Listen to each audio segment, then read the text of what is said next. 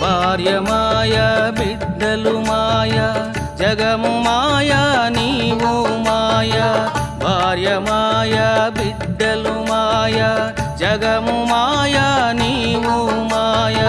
ప్రేమ మాయ బంధము మాయ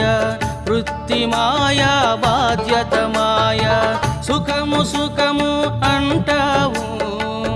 యాతనలు పడతావు శాంతి శాంతి అంటావు వేదనలు పడతావు ఉన్నన్నాళ్ళు శాంతి లేదు పోయేనాడు ఏమి రాదు యాతన ఎందుకు రా